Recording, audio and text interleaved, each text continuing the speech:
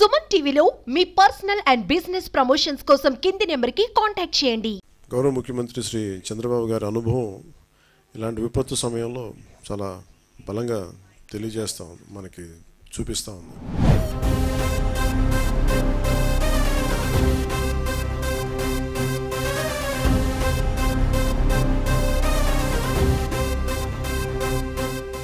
నిన్న కూడా ₹1 కోటి డొనేషన్ ఇవ్వడం మనం ప్రకటించడం జరిగింది. నాకు పంచాయతీరాజ్ శాఖ మంత్రిగా కూడా నాకు ఎక్కువ బాధ్యత ఉంది. నాకు సో దాదాపు 400 పంచాయతీలు అనుకుంటే నేను ఒక్కొక్క పంచాయతీకి వ్యక్తిగతంగా నా తరపు నుంచి ₹1,00,000 మన సోదర రాష్ట్రం అయిన తెలంగాణకు కూడా నేను ₹1 కోటి నిధిని నేను విరాళంగా ప్రకటిస్తున్నాను.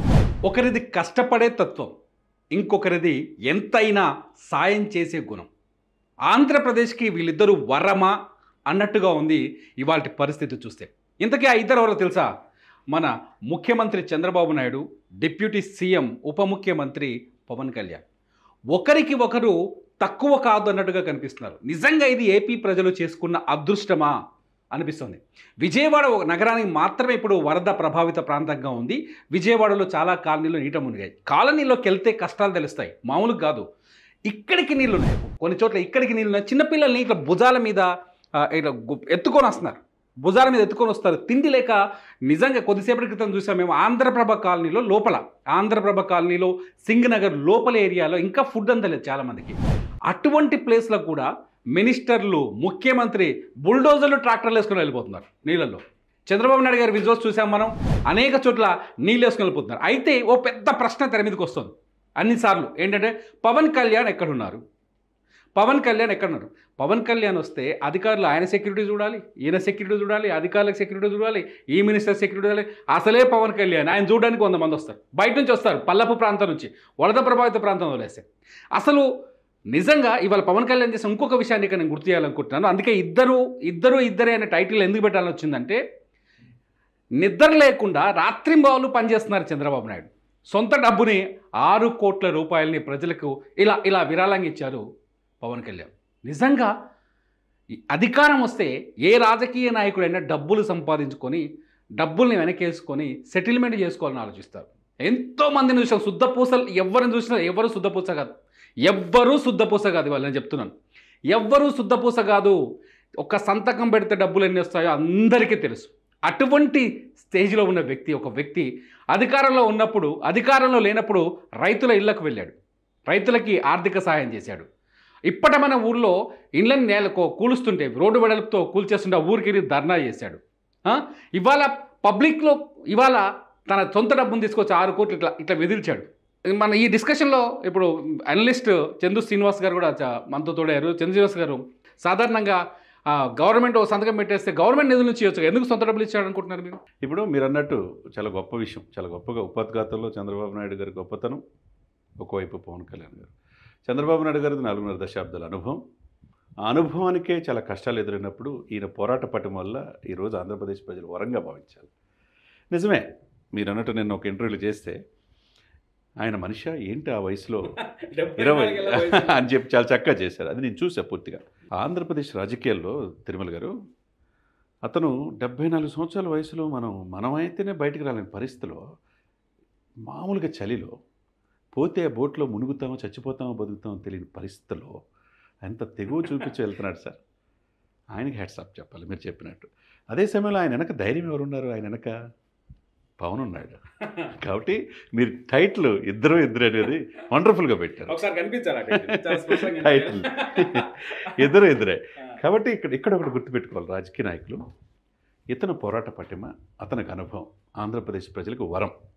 మీరు చెప్పిన పాయింట్ ఆఫ్ వ్యూలో అతను తీసుకున్న శాఖలు, డిప్యూటీ సీఎంతో పాటు తీసుకున్న చాలా కీలకమైన శాఖలు, గ్రామీణాభివృద్ధి, పంచాయతీరాజ్, అడవులు, పర్యావరణం, సైన్స్ అండ్ టెక్నాలజీ, ఇవన్నీ కూడా అంతకుముందు గతంలో ఎవరు చేశారో ఆ పదవిలో ఏం పవర్స్ ఉన్నాయో కూడా తెలియని పరిస్థితి నుంచి ఈ రోజున ఆయన తీసుకొచ్చిన ఇది 2 నెలల్లో ఈ దేశానికి మార్గదర్శకుడు.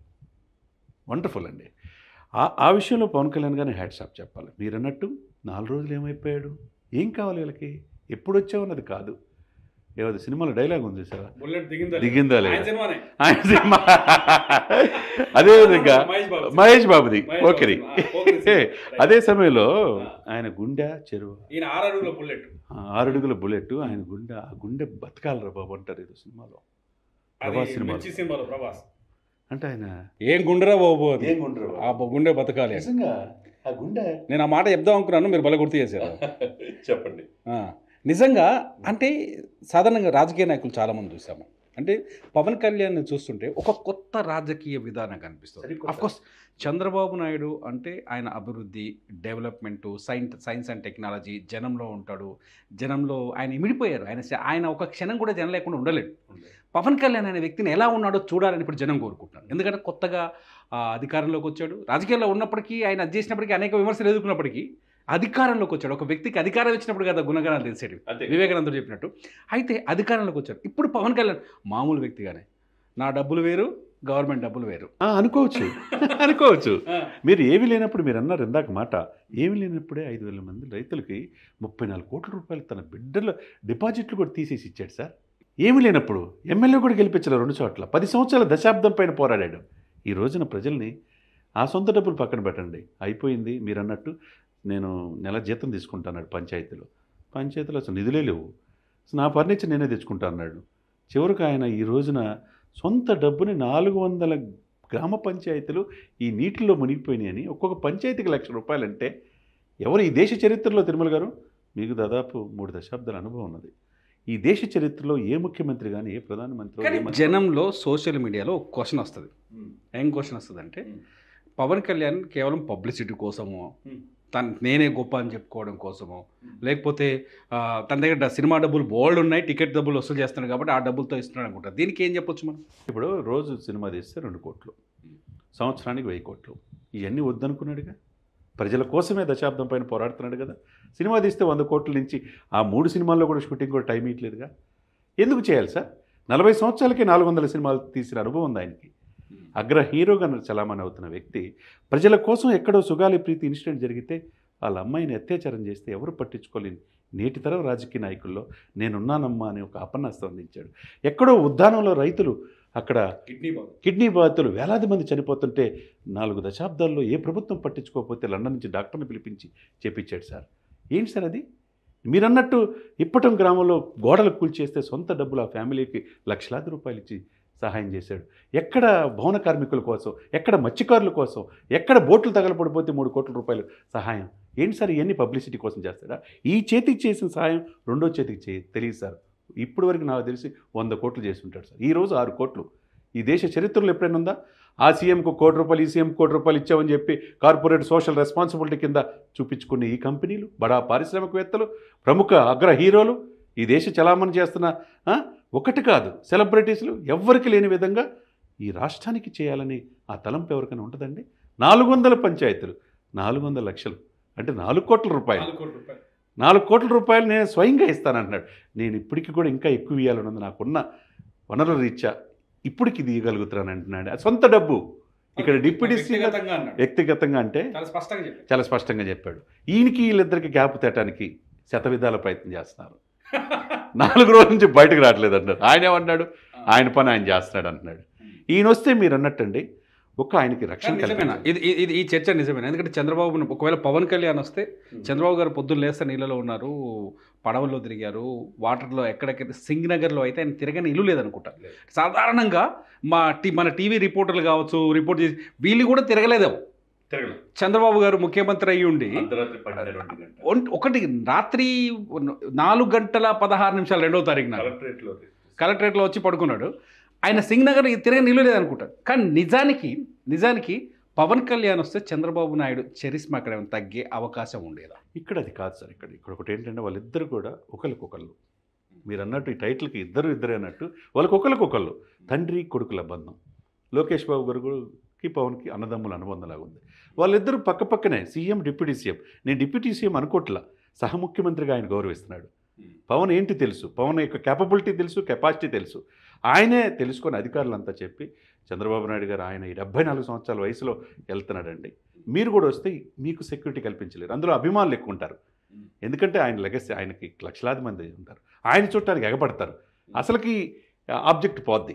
సేవా కార్యక్రమం చేయాలనుకున్నప్పుడు మల్టిపుల్గా ఆయన నాయకుడే ఫీల్డ్లో వస్తే మిగతా క్యాడర్ బాగా పనిచేస్తున్న ఉద్దేశంతో ఉంటారు. ముఖ్యమంత్రి కాబట్టి ఆయన వెళ్తున్నాడు, ఎక్కడికక్కడ సస్పెండ్ చేసుకుంటూ వెళ్ళిపోతున్నాడు. ఇప్పుడు ఈ రోజున ఆయన చాలా పరిపక్వత, అంటే కొంతమంది అంతకుముందు 5 సంవత్సరాల అధికారంలో ఉన్న ఆ పార్టీకి అనుగుణంగా ఉండే కొంతమంది ఉద్యోగులు సహకరించకపోయినా నేనున్నానని మిగతా భరోసా ఇస్తారు. 2.5 లక్షల మంది ముంపుకు గురైతే తిరిగాడు చూశారండి.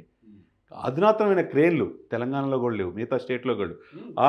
ఆ డ్రోన్ల ద్వారా ఆహార పొట్లాలు ఎక్కడైనా చూశారు ఇప్పటివరకు? టెక్నాలజీలో ఉపయోగించడంలో చంద్రబాబు నాయుడు గారి తర్వాత వాళ్ళిద్దరికీ ఎటువంటి అమరికలు లేవు. ఆయన అక్కడుండే ఎక్కడున్న తెర వెనక, నీ వెనక అమ్మ ఏదో అదృశ్య శక్తి ఉందని చెప్పి ఒక సినిమాలో పోసాను, ఈ సినిమా అయింది. కాబట్టి ఆయనకి బలం ఈయన, యంత్రాంగానికి మొత్తం వెన్నుముక ఈయన. కానీ చంద్రబాబు నాయుడు గారి ఎఫర్ట్ను కూడా ఇక్కడ మనం చాలా ఎక్కువగా తీసుకోవాలి. ఎందుకంటే గతంలో అనేక విపత్తులను ఎదుర్కొన్నాడు ఆయన. హుదూదుల లాంటిది గత ప్రభుత్వంలో విశాఖపట్నంలో హుదూద్ తుఫాన్ ఎదుర్కొన్నాడు. ఆయన నాలెడ్జ్, ఆయన ఒక గ్రంథం ఆయన. అటువంటి చంద్రబాబు నాయుడు గారు ఇవాళ విజయవాడలో కానీ, మంగళగిరి కానీ, గుంటూరులో కానీ చిన్న ఇష్యూ లేకుండా ప్రతిపక్షానికి చిన్న పాయింట్ దొరకకుండా చేయగలిగారు. భలేవాళ్ళు తిరుమల గారు. ప్రతిపక్షం ఎక్కడుంది ఆంధ్రప్రదేశ్లో? చెప్తున్నారు కదా నిన్న మ్యాన్ మేడ్ ఫ్లడ్స్ అని చెప్పేసి. ప్రధాన ప్రతిపక్ష హోదా కూడా కోల్పోయారు. ఏం మాట్లాడుతున్నారు తెలియట్లా. 5 సంవత్సరాలు కళ్ళు మూసుకొని తెరిస్తే 5 సంవత్సరాలు వస్తాయంటున్నారు. రాష్ట్రపతి పాలన కావాలంటున్నారు. 5 ముఖ్యమంత్రులు ఉన్నారు, ఉప ముఖ్యమంత్రులు ఉన్నారంటే గత ప్రభుత్వంలో 5 ఉన్నారు. ఒక్కళ్ళు కూడా ఎక్కడైనా కనపడుతున్నారా? ఆయన పక్కన నిన్న ఫ్లడ్స్లో వచ్చేటప్పుడు ఎవరున్నారు? ఒక వెల్లంపల్లి తప్పితే ఏ మంత్రులైనా కనపడుతున్నారా? మాట్లాడితే ఈయన మీద విరుచుకుపడి 4 పెళ్ళిళ్ళనే కొడాలి నాని, పేరు నాని, ఈ నానీలంతా ఏమైపోయారు? ఈ వంశీలు ఏమైపోయారు? ఎందుకు ప్రజలకు మీకు పట్టదా? అదే కృష్ణా జిల్లా నాయకులే కదా సార్ వీళ్ళంతా. మరి ఎందుకు ఏమైపోయారు వీళ్ళు? మీరేమంటారంటే మొత్తానికి పవన్ కళ్యాణ్ పొలిటికల్గా ఆయన వెళ్తున్న వే కావచ్చు, దారి కావచ్చు, కొంచెం డిఫరెంట్గా కనిపిస్తుంది. గతంలో ఏ రాజకీయ నాయకుడి దగ్గర కూడా కనిపించారా? ఇప్పుడు పవన్ కళ్యాణ్ చూస్తే మీకు ఏమనిపిస్తుంది? ఆయనలో ఓర్పు, నేర్పు, చేర్పు, కూర్పు ఇవన్నీ కలిస్తే పవన్ కళ్యాణ్ క్లియర్ కట్, స్థితప్రజ్ఞుడు, నేటి రాజకీయాలకి ఒక ఆదర్శం. ఆయన ఎవరు చాలా తక్కువగా అంచనా వేస్తూ ఉంటే దేశ రాజకీయాల్లో కూడా ఉంటాడని చెప్పి చాలా ఇంటర్వ్యూలో మనం చెప్పుకుంటూ ఉంటాం. ఎలా ఉంటాడు దేశ రాజకీయాలు, ఒక్కచాటుకి ఎలా ఉన్నాడు. కానీ అతనిలో జాతీయ భావజాలం, మోదీ గారి పైన విశ్వాసం, ఈ రాష్ట్ర ప్రజలకు ఏదో చేయాలన్న తపన ఏదైతే ఉందో ఈరోజు ప్రధానమంత్రి మోడీ గారి పక్కన కూర్చోబెట్టింది. అది దానికి ఓర్పు ఉండాలి. ఎవరైనా ఒక్కడు గెలవకుండా, ఒక్క చాటు కూడా గెలవకుండా 2 చాట్లు ఓడిస్తే ఉంటారండి దశాబ్దం పైన పోరాడతా? ఈ ప్రజలు నాకెందుకు సినిమా తీసుకుంటే 1000 కోట్లు సంపాదించుకొని వెళ్ళిపోవచ్చుగా. దశాబ్దం ఉన్నారు, దశాబ్దం పోరాడాడు.